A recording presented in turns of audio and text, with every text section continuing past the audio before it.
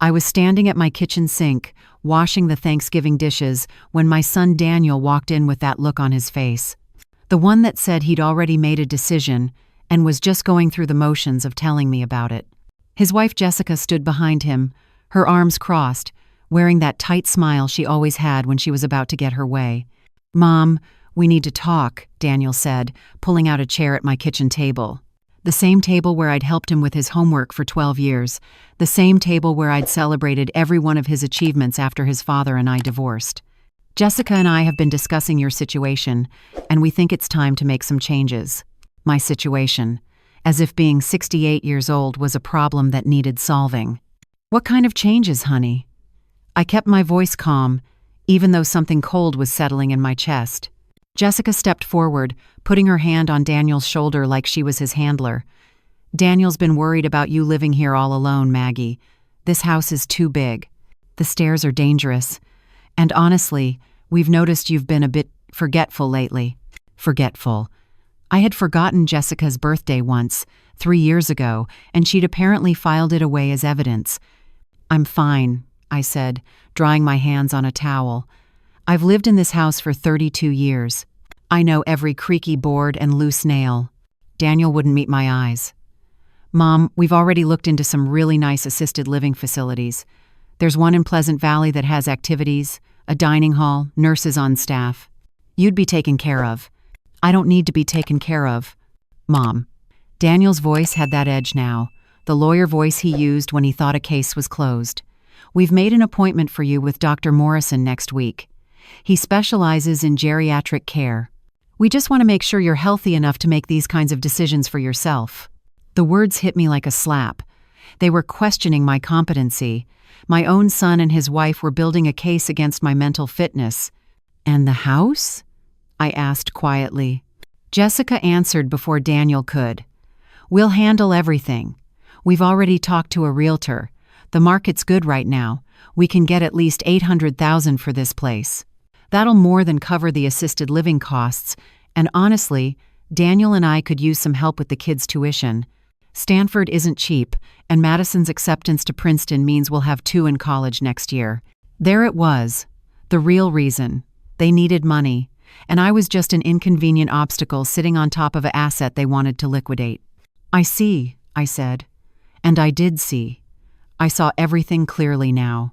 The past 6 months of increased visits, the way Jessica had been taking photos of my house, the questions about my finances disguised as concern. They'd been planning this. Daniel finally looked at me. "Mom, please don't make this harder than it needs to be. We're doing this for you." I smiled. It was amazing how easy it was to smile when your heart was breaking. "Okay, honey, if you think that's best." The relief on their faces was almost comical. They'd expected a fight, and I'd just surrendered. Jessica actually patted my hand like I was a child who'd finally agreed to take her medicine. What they didn't know, what they couldn't possibly know, was that 23 years ago, when their father Richard and I divorced, we'd made an agreement. We'd built something together during our marriage, an investment that had nothing to do with the house or the cars or the furniture we'd divided. And that investment had just matured, transferred into a trust with my name on it. But I wasn't ready to tell them that yet. First, I needed to understand just how far they were willing to go. The next week, Daniel drove me to the appointment with Dr. Morrison.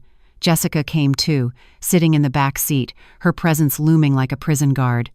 The doctor's office was in a medical building downtown, all glass and steel and that antiseptic smell that made everything feel cold. Dr. Morrison was younger than I expected, maybe 45, with kind eyes that immediately made me suspicious. Kind eyes in situations like this usually meant someone was being paid to deliver bad news gently. He ran through a series of tests, memory games, questions about current events, simple math problems. I answered everything correctly, but I could see Jessica whispering to Daniel in the corner, and I knew what was coming.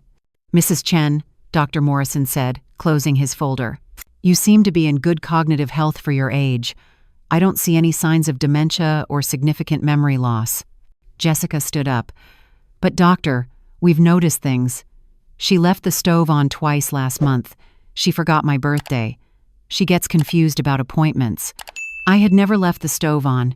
I had forgotten Jessica's birthday once, 3 years ago, and I'd missed one dental appointment because Daniel had given me the wrong date. Dr. Morrison looked uncomfortable. Those aren't necessarily signs of incompetency, Mrs. Chen. He was addressing Jessica now, not me. Many people have occasional lapses. But she's living alone in a large house, Jessica pressed.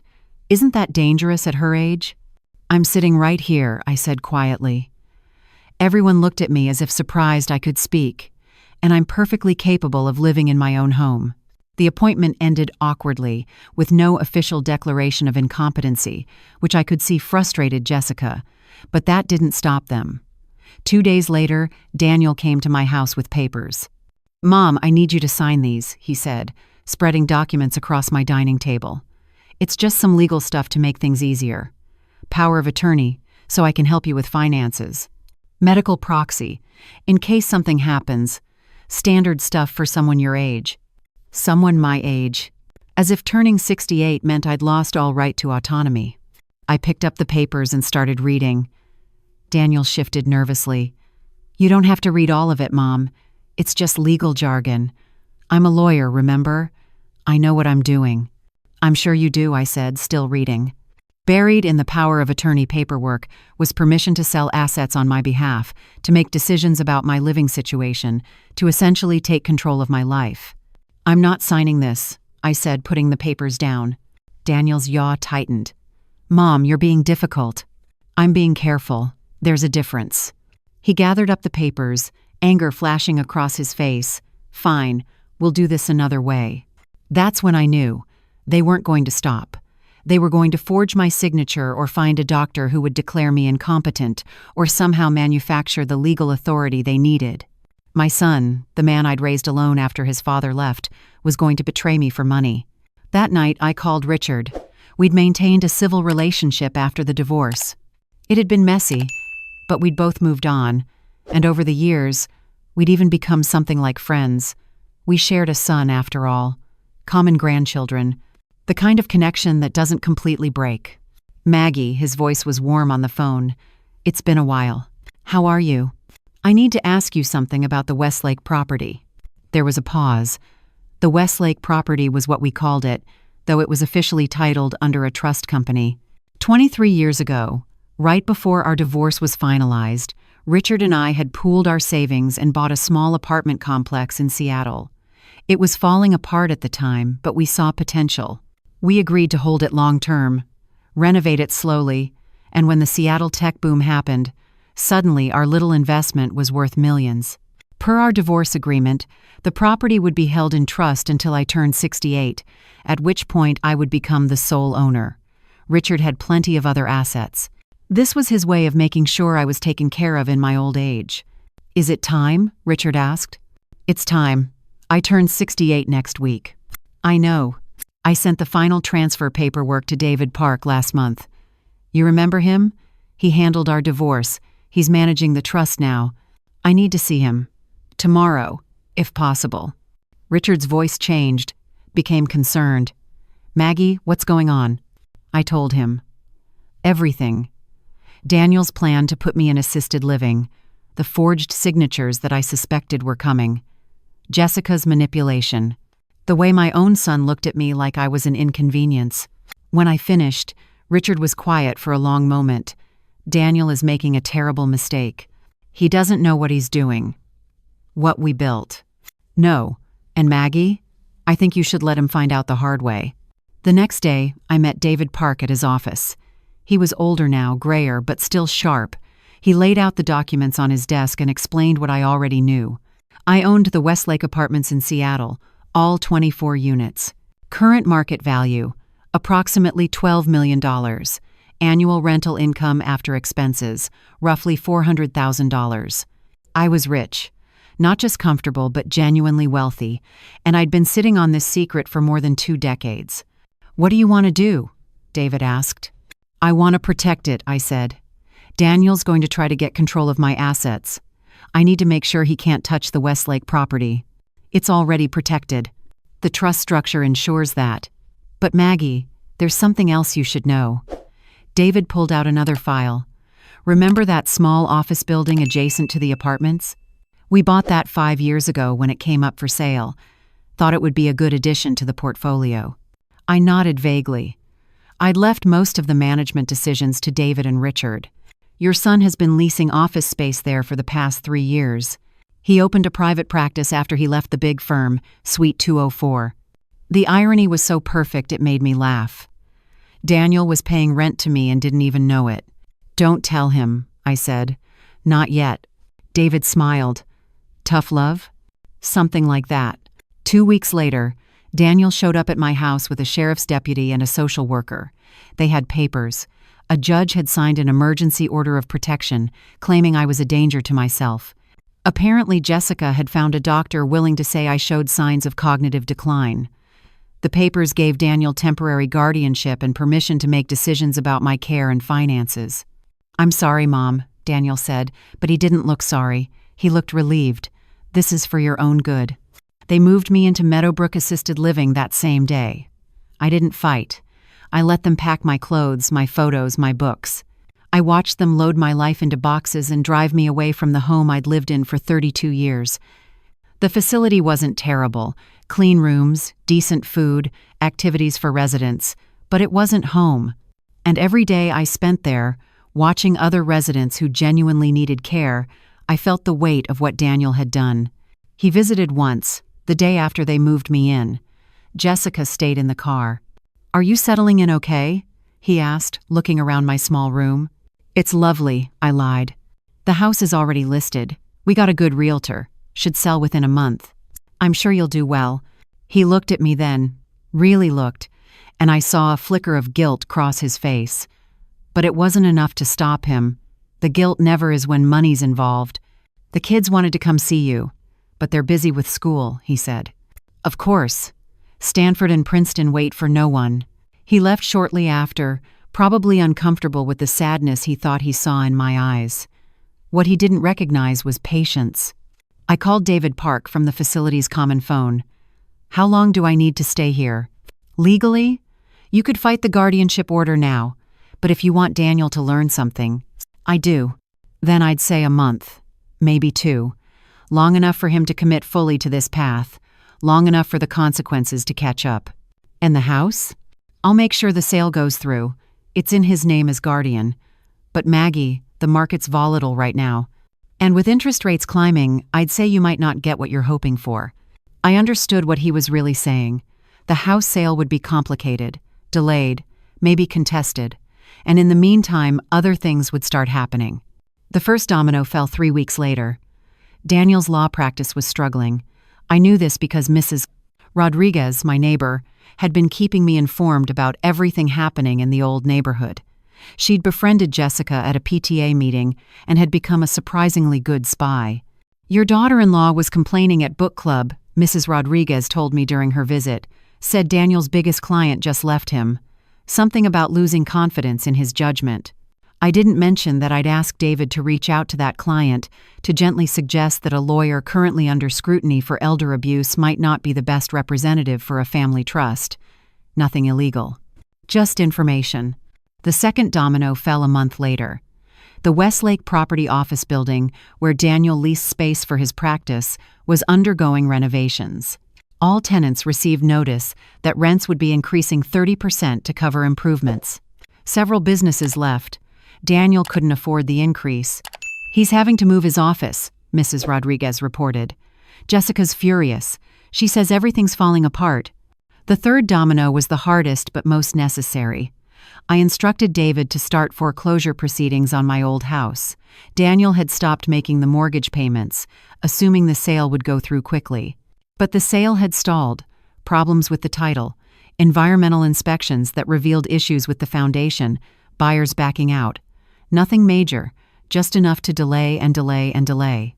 Without rental income from his office space, without his big clients, Daniel couldn't carry the mortgage on my house, plus his own expenses, plus the assisted living fees. 3 months after he'd put me in Meadowbrook, Daniel came to visit looking haggard, thinner, dark circles under his eyes. Mom, I need to talk to you about something.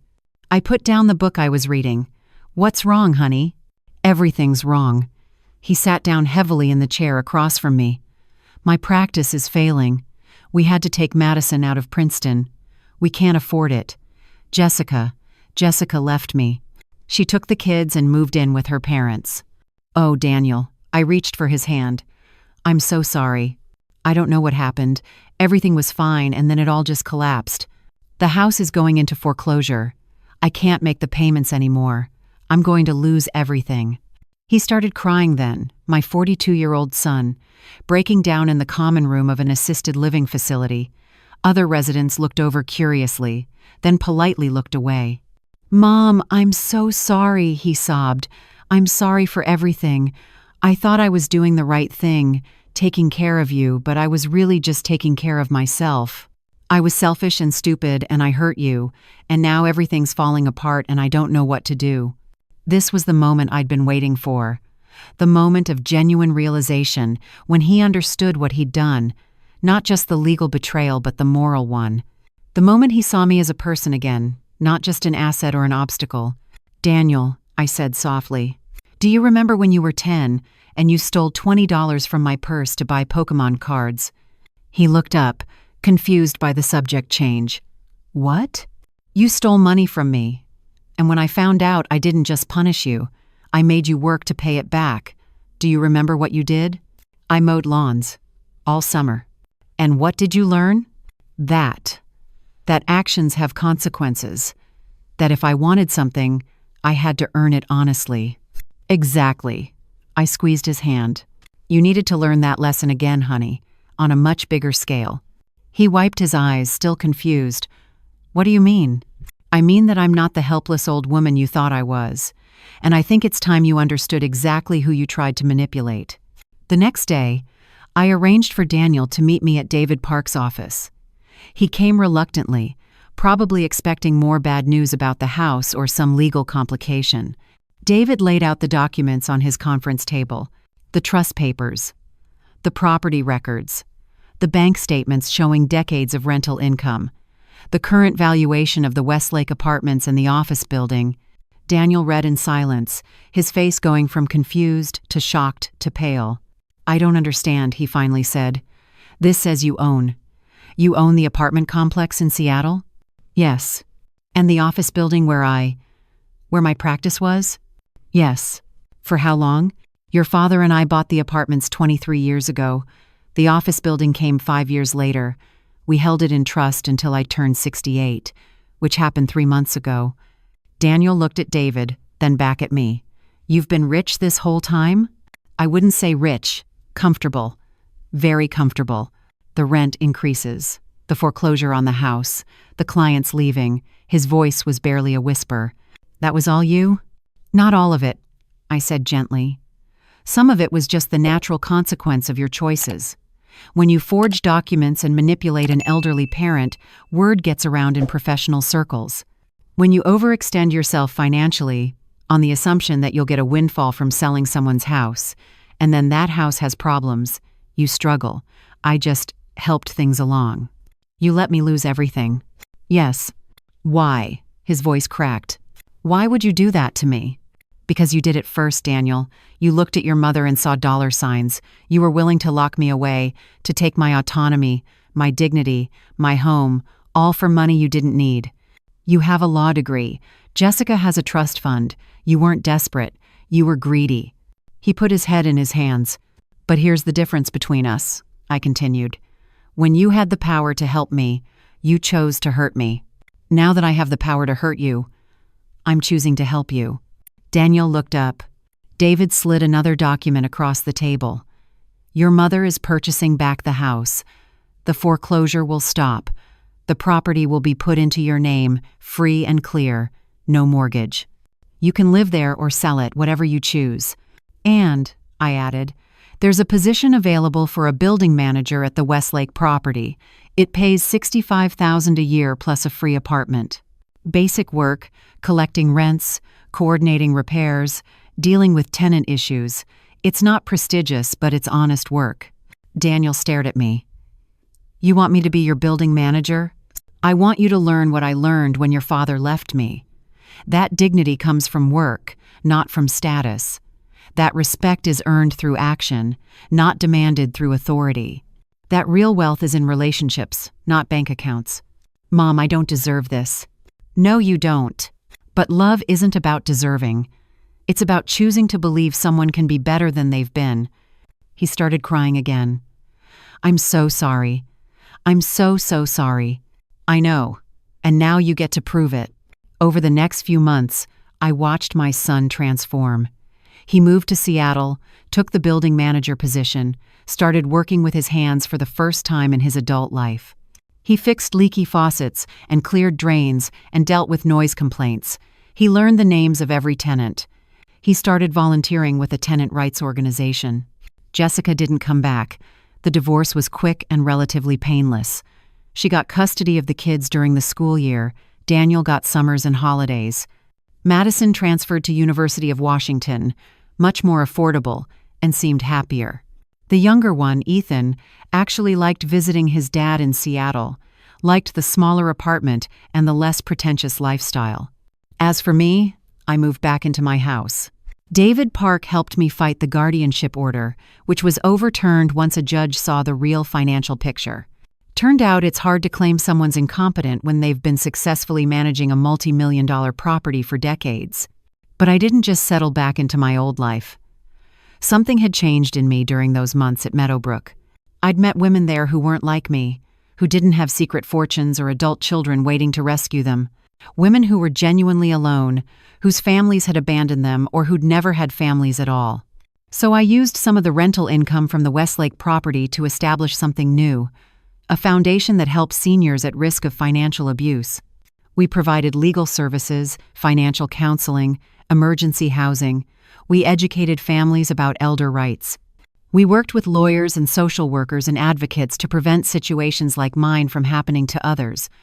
I called it the Second Chapter Foundation, because aging isn't an ending, it's just a new chapter, and you get to decide what story it tells. A year later, Daniel came to visit me for Thanksgiving. He brought Ethan and Madison. We cooked together, all four of us crowded into my kitchen, making too much food and laughing at burnt dinner rolls. Jessica wasn't mentioned. Neither was the past year's nightmare. After dinner, while the kids were watching football in the living room, Daniel and I sat on the back porch with coffee. Mom, I need to tell you something, he said. What's that? One of the tenants at Westlake, Mrs. Patterson in 3C, she was having trouble with her daughter. Same situation I put you in. Daughter wanted to sell her mom's condo, put her in a home. Mrs. Patterson came to me, and I helped her. Referred her to a lawyer I know who specializes in elder law. Set her up with a financial advisor. The daughter backed off. That's wonderful, honey. Mrs. Patterson reminds me of you. Tough, smart, refused to be pushed around. He paused. I told her about what I did to you, what you did for me. She said I was lucky to have you. You are, I said, smiling, but I'm lucky to have you too, the version of you that exists now. He reached over and took my hand. Thank you for not giving up on me, for teaching me the hard way. It's the only way I would have learned. We sat in comfortable silence, watching the sun set over the neighborhood I'd lived in for more than 30 years. The neighborhood I'd almost lost, the home I'd almost been forced out of. But I hadn't been forced. I'd fought back, in my own way, and in fighting, I'd helped my son find something he'd lost somewhere along the way, his humanity. That's the thing about family betrayal. It can destroy you, or it can reshape you into something stronger. The choice isn't in what happens to you, but in how you respond. And I chose to respond not with revenge but with justice, not with hatred but with tough love, not with abandonment but with boundaries. Some people might say I was too kind, that Daniel deserved worse. Others might say I was too harsh, that I should have just forgiven him immediately. But those people don't understand what it means to truly love someone. Love isn't about protecting people from the consequences of their actions. It's about standing beside them while they face those consequences and learn from them. Daniel learned. He became a better man, a better father, a better son. And in teaching him that lesson, I learned something too. I learned that I was stronger than I'd ever known. That age hadn't diminished me. That I could stand up for myself and fight back and win. I learned that the best revenge isn't revenge at all. It's growth. It's transformation. It's taking the pain someone caused you and turning it into purpose. And that's exactly what I did. Did you like my story? And which city are you listening from? Let's meet in the comments. If you like the story, you can support me by sending a super thanks, so I can keep bringing more stories like this. Thank you so much for your sweet support. I'm looking forward to your comments on the story.